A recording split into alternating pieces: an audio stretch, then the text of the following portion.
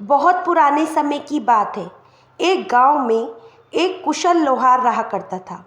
उसके हाथ हर एक ऐसी वस्तु बनाने में सक्षम थे जिसकी कल्पना कोई नहीं कर सकता था।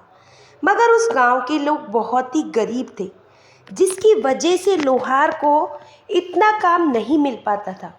वे स्वयं तो हर तरह की मुसीबत झेलने को तैयार था, परंतु अपनी पत्नी, जिसका नाम रूपवती था, जो कि बहुत सुंदर थी, जैसे 100 वर्षों में एक बार पैदा होती है, अचानक लोहार के दिमाग में कमाई करने के लिए राजधानी जाने का विचार आया, जहां शायद धनी लोगों को उनकी बनाई चीज़ों की ज़रूरत हो सकती थी। अपनी पत्नी से विदा लेते हुए उसने कहा, सुनो रूपवती, मैं 3 वर्ष के लिए परदेश जा रहा हूँ। क्या फिर मुलाकात होने तक तुम मुझे याद रखोगी? मेरे साथ विश्वासघात तो नहीं करोगी? रूपवती एक नीला फूल अपने पति को देते हुए बोली, प्रिय, ये फूल ले लो, इसे संभाल कर रख लो। मैं पतिव्रता धर्म का पालन हमेशा करती रहूँगी। तुम कहीं भी क्यों ना रहो, कैसी भी यात्रा पर क्यों ना गए हो, इतना याद रखो, जब तक ये फूल नहीं मुरझाएगा, तुम्हारे प्रति मेरा प्रेम भी नहीं मुरझाएगा। लोहार अपनी पत्नी की बातों पर भरोसा करके घर से निकल गया। रास्ते में चलते चलते उसे एक चाय की दुकान दिखाई दी। वहाँ अनेक ग्राहक के बीच उसे ठाटदार कपड़े पहने आदमी नजर आए, जो कुछ खा पी नहीं रहे थे, मौन खड़े हुए थे, मानो उन्हें कोई दुख सता रहा हो। लोहार को देखकर वे इस तरह से घूरने लगे कि वे परेशान हो उठा। अरे भाइयों, आप मुझे ऐसे क्यों देख रहे हो? मैं गरीब ज़रूर हूँ, मगर ईमानदार आदमी हूँ। इस राजधानी में दूर दराज के गांव से काम ढूंढने आया हूँ। मैं कुशल लोहार हूँ, और जो मुझे काम सौंपेगा वे याद रखेगा कि उसके वास्ता मुझसे पड़ा है। तीनों पुरुषों ने एक दूसरे की तरफ देखा, और उनमें से सबसे बड़े ने लोहार से कहा, अरे भाई, हमारी एक एक बात ध्यान से सुनो। हम तीनों राजा सूर्यदेव के वजीर हैं, जिसकी खबर इस चाय वाले को भी नहीं है और होनी भी नहीं चाहिए। हम समय काटने नहीं, बल्कि एक महत्वपूर्ण कार्य करने के उद्देश्य से बाजार में, चाय खानों में और फिर भीड़ वाली जगहों के चक्कर काट रहे हैं। राजा ने हमें उसके लिए सोने और चांदी का महल बनवाने का हुक्म दिया है। उसने समय पर महल तैयार ना करने पर हमें मौत की धमकी दी है। हम बड़े ही उलझन में हैं, क्योंकि समय बीतता जा रहा है, लेकिन राजधानी में हम किसी ऐसे कारीगर को नहीं खोज पा रहे जो इतना कठिन कार्य करने को तैयार हो। अगर तुम काम करके हमारी सहायता नहीं कर सकते तो कम से कम हमें सलाह तो दे सकते हो। तब लोहार बोला, वजीर साहब, शायद भगवान ने मुझे इस चाय खाने की राह दिखाई है। मुझे आवश्यक सोना चांदी दीजिए और मददगार दीजिए। मैं आपको निश्चित समय पर ऐसा महल तैयार करके दे दूंगा, जैसा आज तक किसी राजा के पास नहीं होगा। लोहार ने उसी दिन काम शुरू कर दिया। भट्टियाँ धड़कने लगी, हथौड़े चले, मूल्यवान वस्तुएं ठन ठन बजने लगी, और चतुर कारीगर बड़े कारीगर के निर्देशानुसार काम करते हुए इधर उधर भागने लगे। समय के अनुसार महल बनकर तैयार हो गया। वास्तव में उससे पहले कभी इतने सुंदर भवन में किसी राजधानी की शोभा नहीं बढ़ाई थी। राजा सूर्यदेव ने जब नया महल देखा तो उसने तुरंत अपने वजीर को वेतन तिगुना कर दिया। फिर वे बोला, मैं धरती पर ये अलौकिक चमत्कार कर दिखाने वाले कारीगर को देखना चाहता हूँ। लोहार को लाया गया। राजा ने उससे कहा, आज से तुम मेरे खास सलाहकार और दोस्त हुए। मैं चाहता हूँ कि तुम्हारी प्रतिभा और कौशल का उपयोग ना तो मेरी प्रजा करे और ना ही कोई विदेशी बादशाह। तुम इस सुंदर महल में मेरे पास रहोगे और केवल मेरे लिए ही काम करोगे। तीनों वजीर लोहार से मनी मन जलने लगे और अकेले में मिलकर उसे किसी तरह बर्बाद करने की सोचने लगे। एक दिन वजीर ने राजा के पास जाकर कहा, महाराज, आपका चहीता लोहार जादूगर है। उसने महल किसी जादुई फूल की सहायता से बनाया है। और उसी की बदौलत वह आपकी कृपा का पात्र बन गया है। उस फूल को वह लोगों की नज़रों से छिपा कर रखता है। हमें लगता है कि ये दुष्ट आपके प्राण लेने के लिए आपके विरुद्ध कोई षड्यंत्र रच रहा है। उसकी बात सुनकर राजा ने उसको अपने पास बुलाया और कहा, लोहार, तुम मुझसे छिपाकर कौन सा फूल सीने से लगाए रखते हो? अगर अपनी जान बचाना चाहते हो तो बिल्कुल सही सही बताओ। लोहार हैरान हो गया कि उसका रहस्य किसने खोला है। उसने न मुरझाने वाला फूल निकालकर राजा सुखदेव को अपनी पत्नी तथा उसकी विदाई के समय कही गई सारी बातें ईमानदारी से बता दी। महाराज, ये फूल मेरी पत्नी के प्रेम की निशानी है। जब मैं घर से आया था तो उसने मुझे जाते समय कहा था कि जब तक ये फूल नहीं मुरझाए तब तक मेरा प्रेम तुम्हारे प्रति बना रहेगा। तभी दूसरा वजीर बोला, महाराज, ये अपने मालिक के सामने झूठ बोलने का साहस कर रहा है। हमें अच्छी तरह से मालूम है कि इसकी पत्नी इसे कब का भूल चुकी है और किसी भी आदमी से खुशी खुशी शादी करने को तैयार बैठी है। दुनिया में ऐसी कोई औरत नहीं है जो धन और उपहार के लालच में ना फंस जाए। अगर महाराज आप इजाज़त दें तो मैं ये साबित कर सकता हूँ। ठीक है, जब तक तुम कोई से सबूत लेकर नहीं आओगे तब तक इस कारीगर को बिना कोई हानि पहुँचाए कैद खाने में रखा जाएगा। पहला वजीर सरपट घोड़ा लेकर दौड़ पड़ा।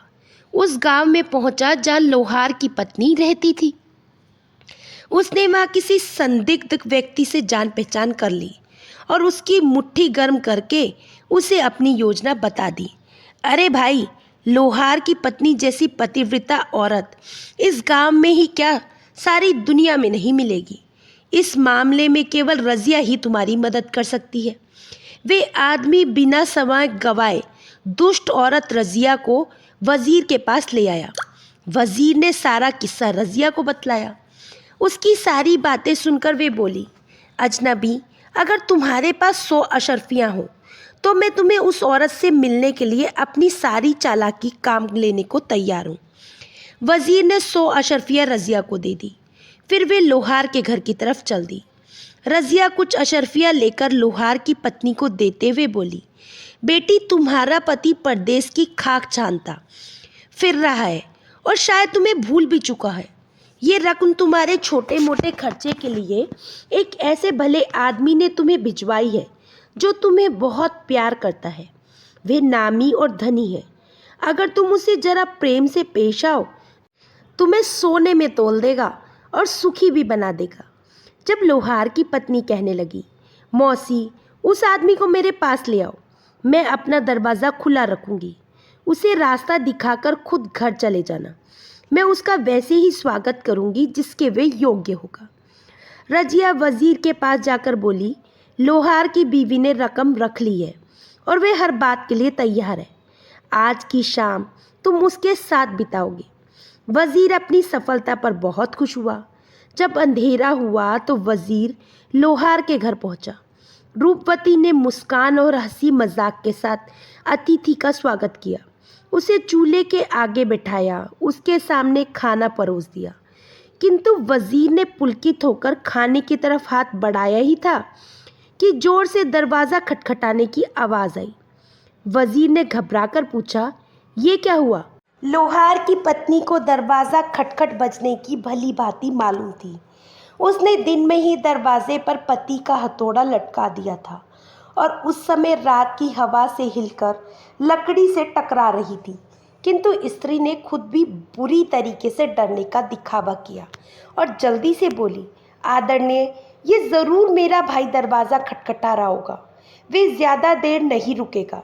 तुम कृपया करके 1 मिनट के लिए पास वाले कमरे में छिप जाओ। जैसे ही वज़ीर खड़ा हुआ उसने दहलीज लांघी। स्त्री ने उसे पीछे धक्का दे दिया और वज़ीर एक अंधेरे गड्ढे में गिर गया। उसी समय शाही महल में बंद लोहार ने नीले फूल को निकाल कर देखा। फूल एकदम ताज़ा और खुशबूदार था, वैसा ही जैसा कि रूपवती ने बिछड़ने के लिए दिया था। अगले दिन लोहार की पत्नी ने गड्ढे में भेड़ के ऊन का ढेर डाल दिया और अपने कैदी को उस ढूंढने को आदेश दे दिया। याद रखो, काम ढंग से नहीं किया तो दोपहर में रोटी नहीं मिलेगी। वजीर को गए हुए काफ़ी दिन बीत गए, जबकि राजा उसका इंतज़ार कर रहा था। एक दिन उसने दूसरे वजीर से कहा, तुम्हारे मित्र की मेरे सामने आने की हिम्मत नहीं हो रही, क्योंकि लगता है कि वे कुछ कर नहीं पाया। अगर तुम लोगों ने कारीगर की झूठी शिकायत की होगी तो तुम्हारी खैर नहीं। महाराज, हमने आपको बिल्कुल सच बताया है। अगर आप हुक्म दें तो मैं इसे साबित कर सकता हूँ। राजा ने कहा, ठीक है, लेकिन जल्दी लौटना। कुछ समय बीतने पर दूसरे वजीर के साथ भी वैसा ही हुआ जैसा कि पहले वजीर के साथ हुआ था। व्यर्थ धन खर्च करके वे भी गड्ढे में पहुंच गया। गड्ढे में उसकी दृष्टि भेड़ का ऊन धुन रहे आदमी पर पड़ी तो वे पहचान गया। अरे तुम! तब वे एक दूसरे को पहचान गए और एक दूसरे को दोषी ठहराते हुए आपस में झगड़ने लगे। लोहार ने नीला फूल निकाल कर देखा तो वे फूल बिल्कुल ताज़ा और सुगंधित था। राजा सुखदेव ने इसी बीच दूसरे वजीर के लौटने की प्रतीक्षा किए बिना ही तीसरे वजीर को लोहार की पत्नी के पास जाने को कह दिया और बोला, तुम 3 सप्ताह में मेरे सामने हाजिर नहीं हुए तो तुम और वे दोनों फांसी के फंदे से नहीं बच पाओगे। तीसरा वजीर राजा का आदेश पाकर सफ़र पर निकल पड़ा और शीघ्र ही वह उन्हीं के सामने गड्ढे में गिर गया। अपने मित्रों से जा मिला। तीनों एक दूसरे को दोषी ठहराने लगे। उधर एक दिन राजा ने लोहार को अपने सामने पेश करने का हुक्म दिया। जब लोहार राजा के सामने आया तो राजा कहने लगा, मैंने तीनों वजीरों को तुम्हारी पत्नी के पास भेजा था। उनको गए हुए काफ़ी समय बीत गया है, परंतु वे अभी तक नहीं लौटे। मुझे संदेह है कि तुम्हारी पत्नी ने उन्हें अपने जादू से मार डाला है। अगर ऐसा है तो मैं तुम्हारा और तुम्हारी पत्नी का सिर कटवा दूंगा। लेकिन अगर वजीर ने तुम पर झूठा लांछन लगाया है तो उन्हें भी कड़ी सज़ा मिलेगी। मैं खुद तुम्हारे घर जा रहा हूँ और हाँ, तुम्हें भी मेरे साथ चलना होगा। कुछ ही समय के बाद राजा सूर्यदेव अपने सैनिकों के साथ लोहार के गांव की तरफ चल दिए और राजा को अपने घर में लोहार ले गया। राजा ने रूपवती से पूछा, तुम्हारे पति की गैर हाजिरी में तुम्हारे पास मेरे 3 वजीर आए थे। रूपवती ने निडर होकर राजा से कहा, महाराज, आपकी उम्र दराज हो गई है। वजीर की जगह तो अपने राजा के दरबार में होती है। वे गरीब और अकेली स्त्री के घर में क्यों आएंगे? राजा चुप हो गया और अपनी व्याकुलता छिपाने के लिए कालीन को ध्यान से देखने लगा। तुम्हारे पास ये इतना बढ़िया कालीन कहाँ से आया? तब रूपवती बोली, झापना, ये कालीन मेरी नौकरानियों ने बुना है। तब राजा कहने लगा, लेकिन तुम्हारा पति तो मुझसे कहता था कि तुम बहुत गरीबी की हालत में छोड़कर आया है। नौकरानी रखने के लिए तुम्हारे पास कैसे पैसा आया?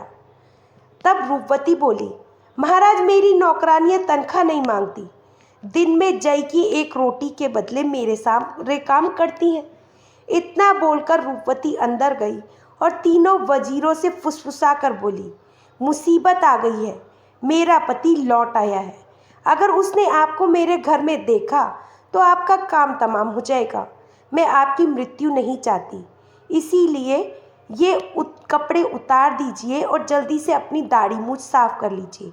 ये लीजिए मेरे पुराने कपड़े, बिना देर लगाए इन्हें पहन लीजिए। फिर मैं आपको अपनी सहेलियां बताकर घर से बाहर निकाल दूंगी। फिर क्या था, वजीर ने बिना समय गंवाए औरत की बात मान ली और कपड़े पहनकर बाहर आ गए। राजा सूर्यदेव हैरानी से उन्हें काफ़ी देर तक देखते रहे और अंत में बोले कि ये अजीब नौकरानियाँ हैं। कद काठी से तो नहीं लगती कि ये औरतें हैं। मुझे इनके चेहरे भी जाने पहचाने लगते हैं। तब रूपवती बोली, महाराज, यही हैं वे जिन्होंने आपसे मेरी झूठी शिकायतें की थी और मेरी पतिव्रता पत्नी पर लांछन लगाया था। तब वजीर कहने लगे, महाराज, हमें माफ़ कर दीजिए, हमसे बहुत बड़ी भूल हुई है। राजा सूर्यदेव आरंभ में उनकी बातें गुस्से में सुनते रहे, परंतु जब वे लोहार के घर में हुई अपनी दुर्गति के बारे में बताने लगे तो राजा सूर्यदेव के हंसते हंसते आंसू निकल गए। इतने अरसों में इतना दिल खोलकर कभी भी राजा नहीं हंसे थे। आज से ये तीनों मूर्ख जिन्हें इस स्त्री ने धोखा दिया और जिन्हें पहले मैं अपने वजीर कहता था, मेरे यहाँ मामूली नौकरों का काम करेंगे। इनसे मैं पूरे महल की साफ सफाई करवाऊंगा और तुम मेरे कुशल कारीगर रहोगे।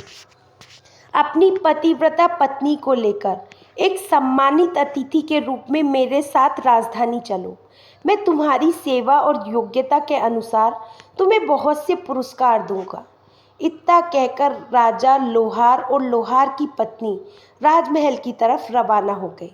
लोहार की पत्नी अपनी बुद्धि और चालाकी पर राजा की मुख्य सलाहकार बन गई। चलिए चलते हैं अपनी दूसरी कहानी की ओर। सैकड़ों साल पुरानी बात है जब सूरजगढ़ के राजा समरसेन का राज हुआ करता था। राजा समरसेन एक बहुत ही न्यायप्रिय और पराक्रमी राजा थे।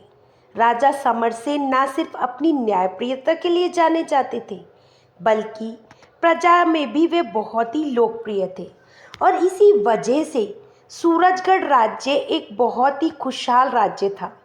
प्रजा का अपने राजा के प्रति इतने प्यार का कारण ये भी था कि राजा का हर निर्णय अपनी प्रजा की भलाई के लिए होता था।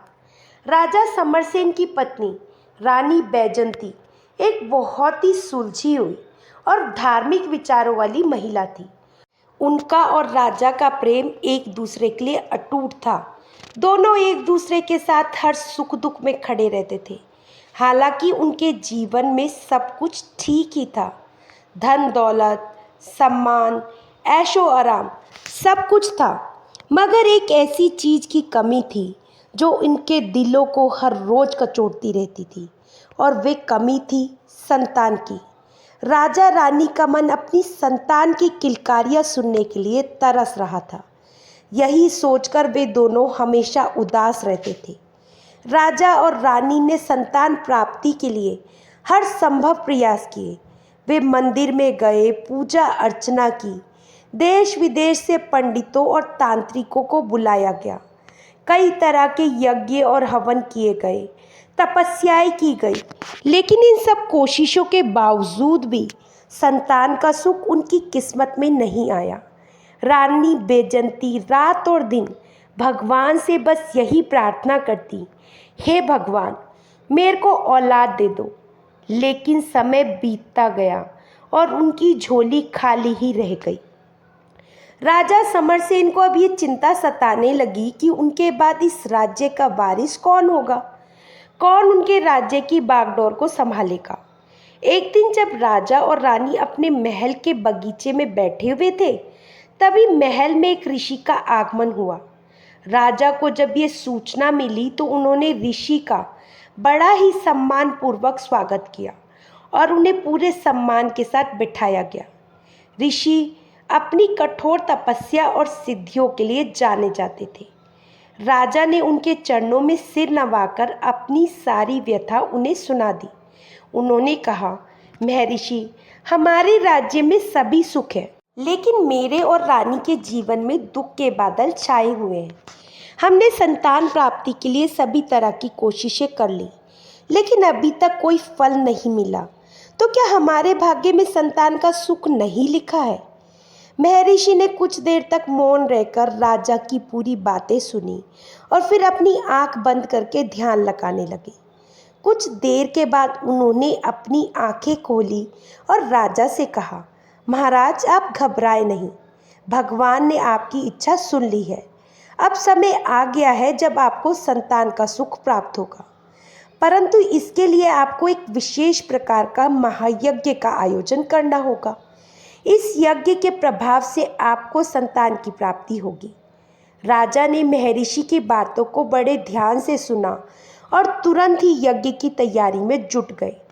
राजा ने नगर के सभी वासियों को इस महायज्ञ का हिस्सा बनने के लिए बुलावा भेज दिया और फिर इसके बाद यज्ञ पूरी विधि विधान के साथ संपन्न किया गया। यज्ञ की अग्नि से उठता हुआ धुआं मानो आकाश तक पहुंच गया था।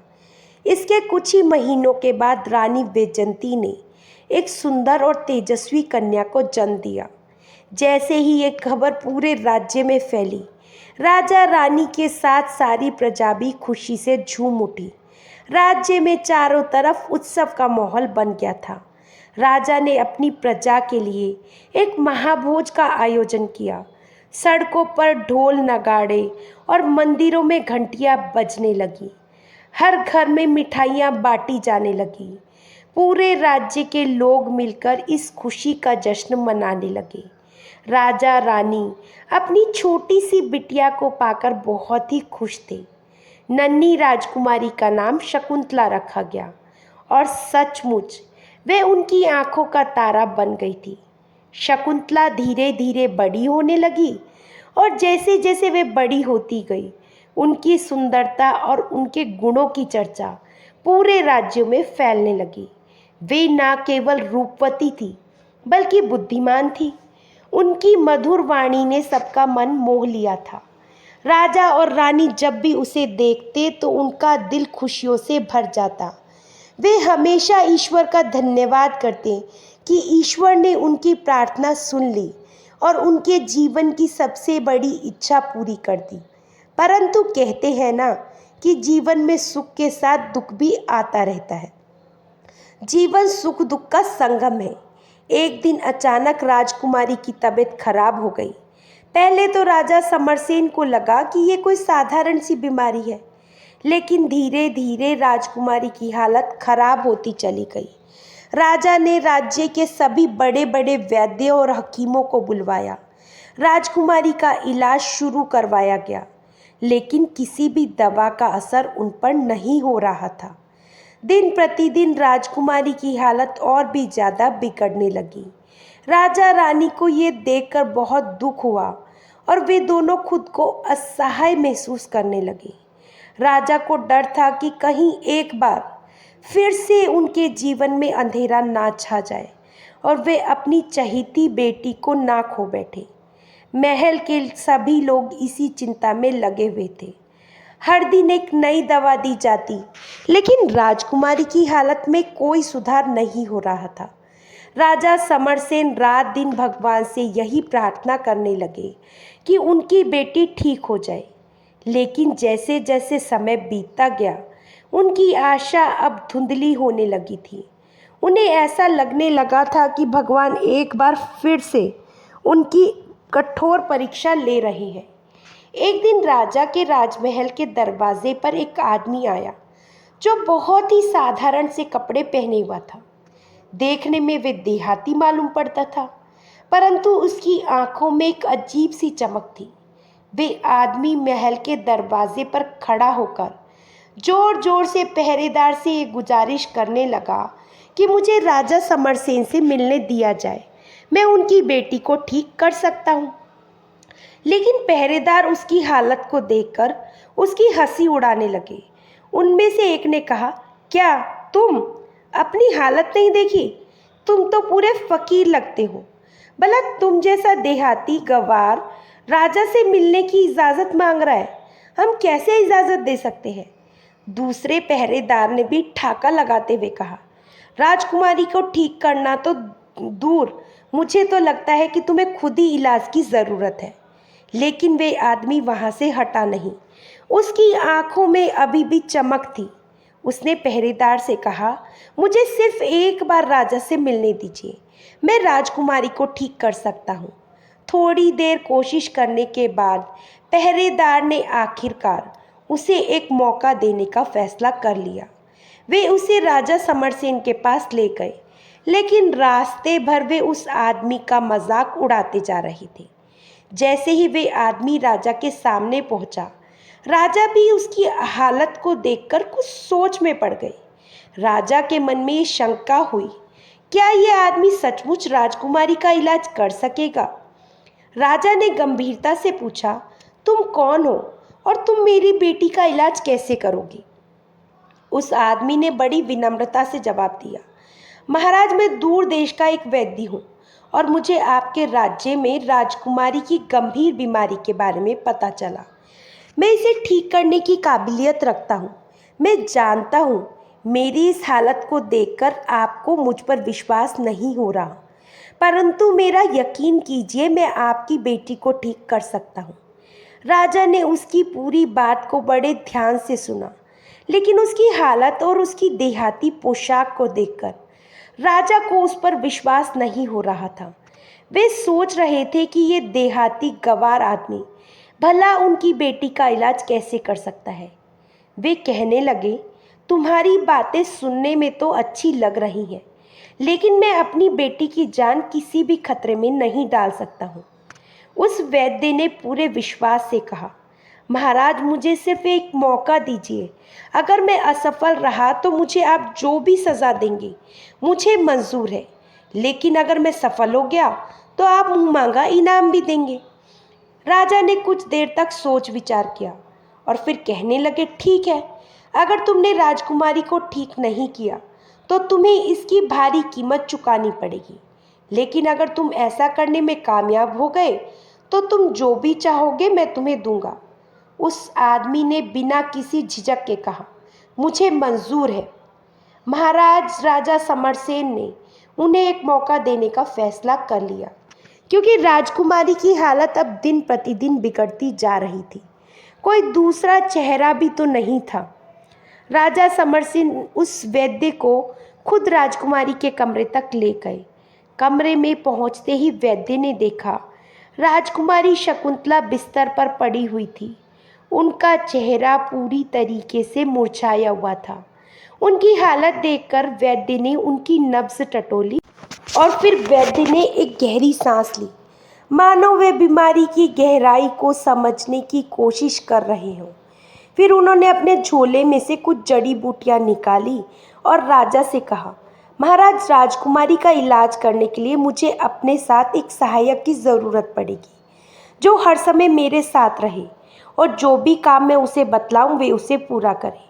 कृपया करके आप किसी ऐसे नौकर का इंतज़ाम कर दीजिए जो ये सब कुछ कर सके। राजा ने उसी वक्त महल के एक नौकर, जिसका नाम रघु था, उसे ये आदेश दिया, रघु, आज से तुम वैद्य जी के साथ ही रहोगे और जो भी वे काम तुम्हें बताएंगे वे तुम काम करोगे। इसके बाद वैद्य ने रघु से कहा, रघु, अब तुम्हें और मुझे मिलकर ही राजकुमारी का इलाज करना है। आज से तुम हर समय मेरे साथ रहोगे। मैं तुम्हें जो भी जड़ी बूटियां जंगल से लाने को कहूँगा वे तुम लेकर आओगे।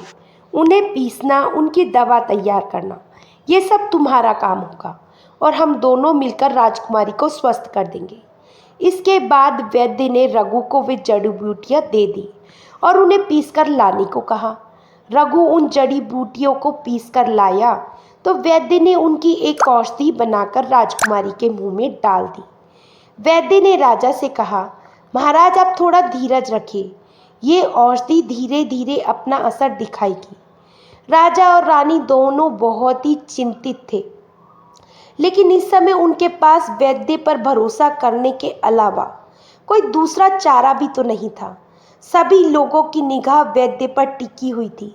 कुछ देर के बाद वैद्य ने एक बार फिर से राजकुमारी की नब्ज टटोली और फिर मुस्कुराते हुए कहने लगे, कुछ ही देर की बात है महाराज, राजकुमारी धीरे धीरे ठीक हो जाएंगी।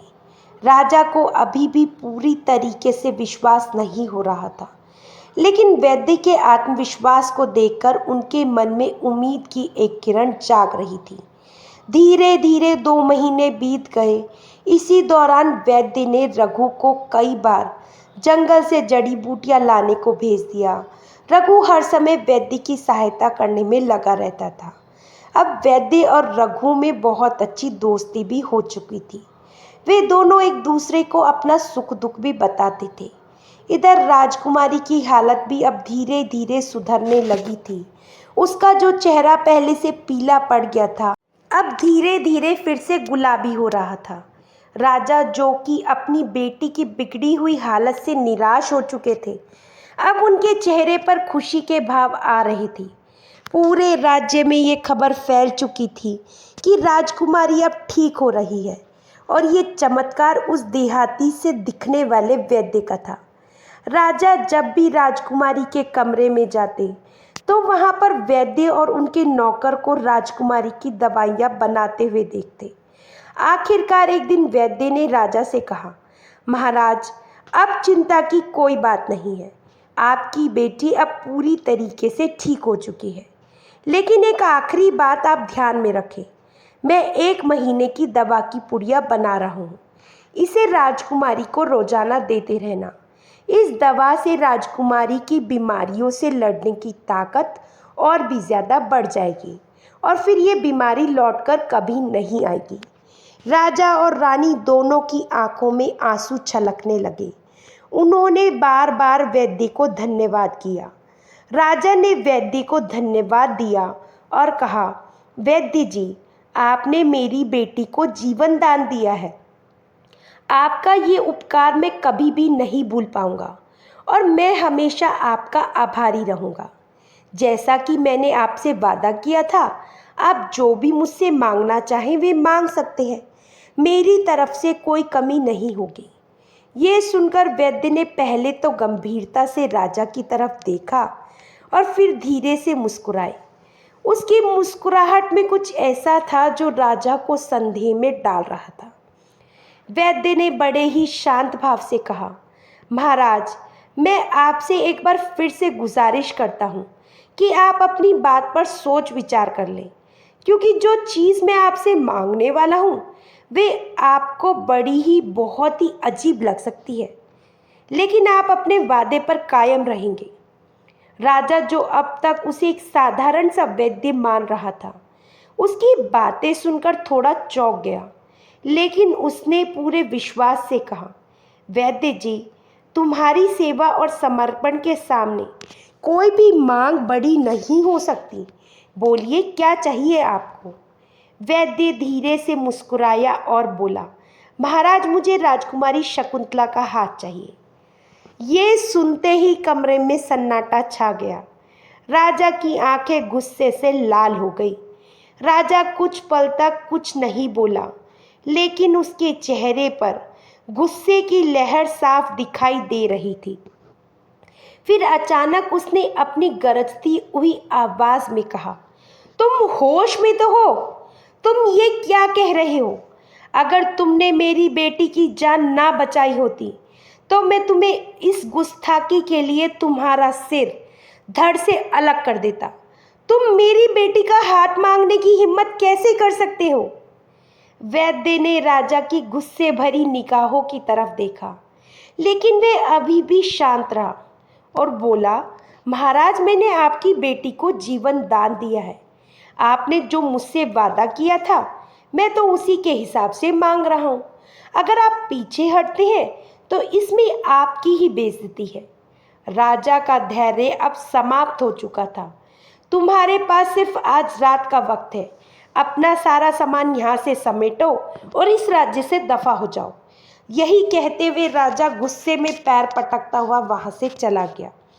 वे वैद्य अपने कमरे में जाकर अपना सामान समेटने लगा और इस राज्य को छोड़कर जाने की तैयारी करने लगा।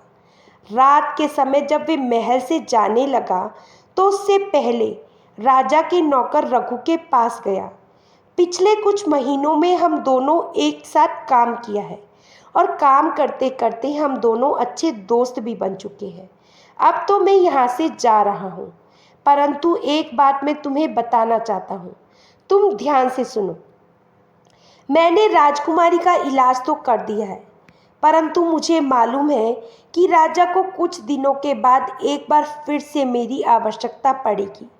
उस समय जब राजा मुझे ढूंढेंगे तो किसी को मेरे बारे में कुछ मालूम नहीं होगा, और उस समय जब मुझे ढूंढते ढूंढते राजा थक जाए और उन्हें कोई रास्ता ना दिखे तो तुम राजा को मेरा पता बता देना, मैं किस राज्य में किस गांव में रहता हूँ। इसके बाद वैद्य ने रघु को अपना पूरा पता बता दिया कि वे किस राज्य का रहने वाला है और कहाँ रहता है। और फिर वैद्य ने रघु से ये भी कहा, ये बात हम दोनों के बीच ही रहनी चाहिए।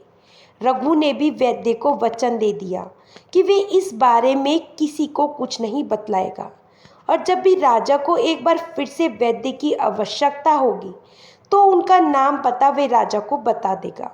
और फिर रात के अंधेरे में वैद्य राजमहल को छोड़कर कहीं दूर चले गए। राजकुमारी, जो कि अब पूरी तरह से ठीक हो चुकी थी, परंतु अब भी वैद्य ने जो 1 महीने की दवा की पुड़िया उसके लिए दी थी वह उसे नियमित रूप से दी जा रही थी। परंतु ये क्या, 1 महीना पूरे होते राजकुमारी की तबीयत एक बार फिर से बिगड़ने लगी। उनके चेहरे का रंग उड़ने लगा और वे फिर से कमज़ोर होने लगी। ये देखकर राजा और रानी फिर से परेशान हो उठे। एक बार फिर से सभी वैद्यों को बुलाया गया, परंतु किसी के पास उसका इलाज ना था।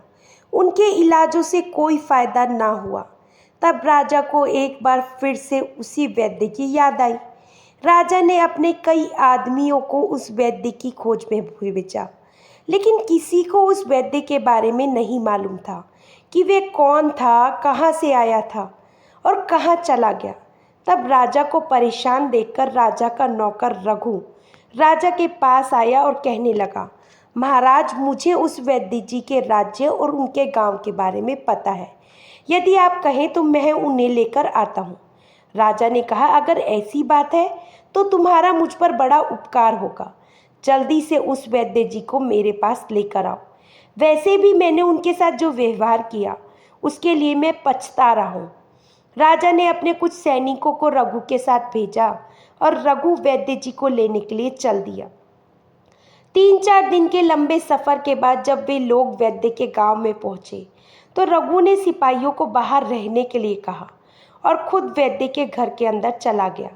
उसे देखकर वैद्य ने कहा, आओ रघु, मुझे मालूम था कि तुम मेरे पास ज़रूर आओगे, क्योंकि असल बात तो ये थी कि मैंने राजा को जो 1 महीने की औषधि की पुड़िया दी थी उसमें औषधियाँ नहीं बल्कि एक तरीके का धीमा जहर था। इसके असर से राजकुमारी एक बार फिर से बीमार पड़ गई और उस जहर की काट भी मेरे पास ही है, क्योंकि मुझे पहले से ही इस बात का अंदेशा हो गया था कि राजा अपनी बात से पलट जाएंगे और वे अपने वचन को पूरा नहीं करेंगे। इसीलिए मैंने औषधि की जगह धीमे जहर की पुड़िया दे दी थी।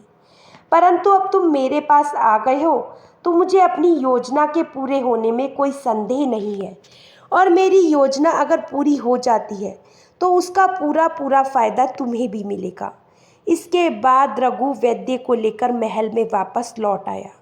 राजा ने जब वैद्य को देखा तो भागते हुए उसके पास आया और आंखों से आंसू लिए कहने लगा, वैद्य जी, मेरी बेटी एक बार फिर से बीमार हो गई है और आप ही इसका इलाज कर सकते हैं। वैद्य ने कहा, महाराज, आपकी पुत्री का इलाज तो मैं कर ही सकता हूँ, परंतु आपके साथ मेरा पुराना अनुभव इतना कड़वा है कि मुझे कई बार सोचना पड़ेगा। राजा ने कहा, नहीं भाई, ऐसा मत कहो, तुम जो भी कहोगे मैं करने को तैयार हूँ। तब भी वैद्य ने कहा, ठीक है, तो मेरी 3 शर्त है। पहली शर्त ये कि मेरी जान को कोई खतरा नहीं रहेगा। दूसरी शर्त ये कि राजकुमारी के ठीक हो जाने पर उसका विवाह मेरे साथ करना होगा। और तीसरी शर्त ये कि आपको एक ऐसी सभा बुलानी होगी जिसमें आपके दरबार के सभी मंत्री, दरबारी, राज्य के सभी प्रमुख, प्रतिष्ठित लोगों के अलावा राज्य की आम जनता भी होगी। उन्हीं सभी के सामने आपको मेरी पहली दोनों की शर्तें पूरा करने का वचन देना होगा। उसके बाद ही मैं राजकुमारी का इलाज शुरू करूंगा। राजा ने कहा, ठीक है, मुझे भी अपनी गलती का एहसास हो चुका है और मैं तुम्हारी सभी शर्तों को मानने को तैयार हूँ।